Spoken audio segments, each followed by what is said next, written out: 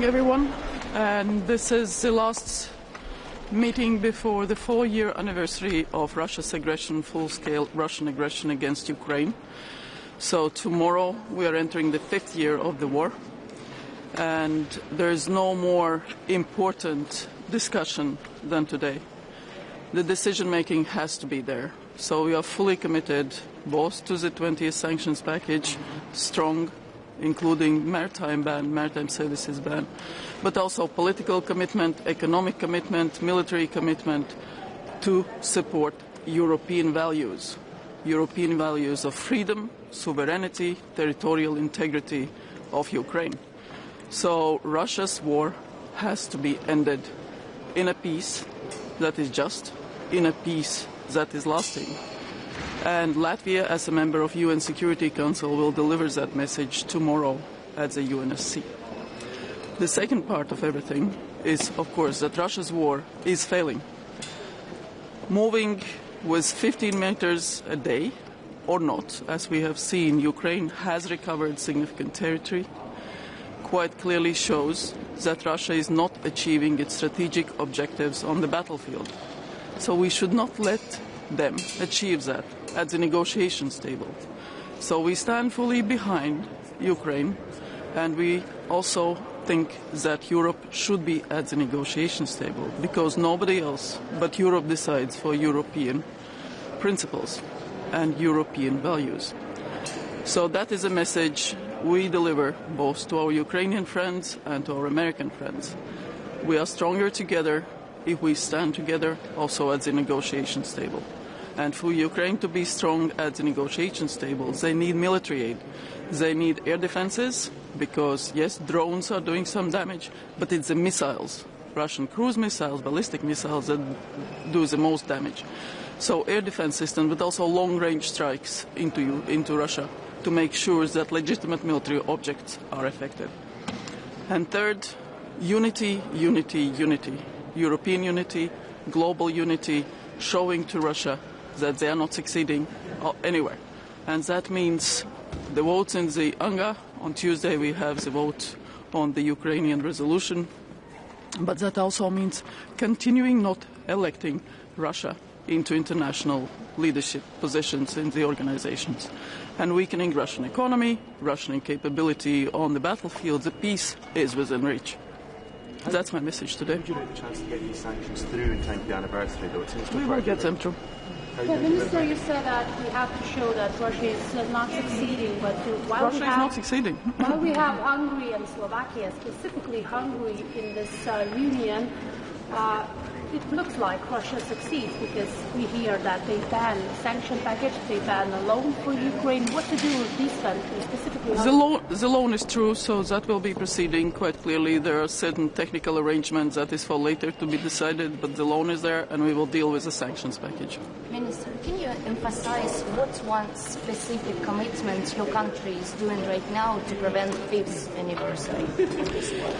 Well, what Latvia is doing is everything that we can. We just delivered another package of energy support, and we are preparing another one, including we are literally moving thermoelectric station that has been dismantled in Latvia, that we don't need anymore, that is being transferred. But also militarily, we are just announced another Pearl commitment for exactly the American capabilities that are the most efficient against the Russian missiles, but also humanitarian support. The Latvian public TV is running very wide, large public campaign to gather donations and to bring what is needed to the front and to the people. The same is done by private TVs, by NGOs, by businesses. So it's all across the board. That is what we are doing, and we'll continue doing so. Minister, you mentioned that Europe should be at the negotiation table, but who should represent Europe? Is it should be like special envoy or like? Well, we have European representatives. That's why we have the leadership of the EU. So it's pretty straightforward in our case. Minister. Minister, we saw in the draft of this sanctions 20 package seaport in the territory of Georgia. Also, we see the numbers of oil delivery from Georgia for last months. Will you support this decision? And also, how do you estimate the situation in Georgia, the deterioration? I cannot comment on classified discussions, so I'm not going to do that on particularities. And situation in Georgia, I think you have heard me saying that I think Georgian people deserve the government respecting their European choice, which is not happening currently. Sir, after 4 years in the war between Russia and Ukraine, what's the future of the Ukrainian refugee in Europe? Well, we are hosting a large number of Ukrainian refugees. They are partially integrating well, but of course they all want to live back in democratic, safe, sovereign Ukraine. And that is our obligation, I think, for all of us to make sure that those people can return to Ukraine that is democratic, sovereign and free. So some of them, they want to stay in Europe. The mobility nowadays, as we all know ourselves, we can live part of the years. That's part of the freedom in Europe. We can live in one place, work in another place, study, and then go back. So it's not Soviet Union, which limited people to be moving around. I thank you. Thank you.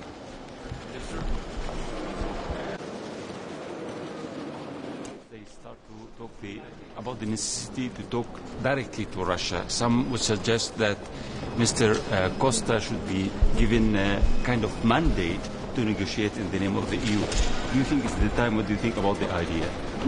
I think, as Chancellor Merz said in Munich speech, where he described that there was a leader of one of European states who went to Moscow before at the start of the war and came back quite shattered. So currently we don't see any indications that Russia wants peace, that there is move towards peace, so we don't see the ability for Europe to talk with Russia. In the same time, of course, we have multilateral negotiations, Ukraine, US and Russia, and Europe should be at that table because there are European interests in there, and only Europe decides for European interests. Thank you, Mr. Thank you. Munich speech, where he described that there was a leader.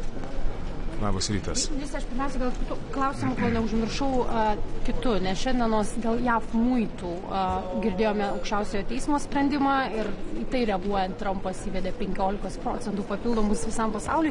Kokia yra Lietuvos pozicija? Mes tikimės, kad Jungtinės Amerikos valstijos laikysis susitarimo, kuris buvo pasiektas rugpjūčio mėnesį 25 metais. Ir žinome, kad mūsų pusėje tie darbai vyksta Europos parlamente. Tikimės, kad ir Amerikos pusėje jie bus finalizuoti. Ir nebeįsivelsime dar į vieną eskalaciją susijusią su muitais. O šiaip tas susitarimas palenda po tuo aukščiausiojo teismo sprendimu, ar čia atskiras dalykas ir jis vis tiek galioja, ar turėtų būti panaikinta kaip teismas? Mūsų įsitikinimu jisai turėtų galioti. Vis tiek, Europos komisija investavo nemažai laiko, tai yra Europos komisijos pirmiausia kompetencija pasiekti susitarimų dėl prekybos sąlygų ir tikimės, kad jie bus įgyvendinti. Kaip Amerikos pusėje tie procesai bus organizuoti, tai jų yra pačių reikalas, bet mes tikimės, kad nereikės grįžti ir vėl iš naujo dėrėtis, nes buvo iš tikrųjų sunkiai pasiektas sprendimas. Šiandienos aktualija buvom girdėję iš Kajos Kalas, kad iki 24 vasario bus priimtas 20 sankcijų paketas. Dabar kyla klausimas, ar tai bus padaryta. Girdime Vengrijos bloką, Slovakijos ir pietų šalis reikalauja švelnesnio to laivybos draudimo. Kokia ta situacija? Ko šiandien galima tikėtis, jeigu kažko galima tikėtis? Šiandien tikiuosi labai atviros diskusijos, dar kartą sudėliojant taškus, apie ką yra Europos Sąjunga ir ko mes visi bendrai siekiame.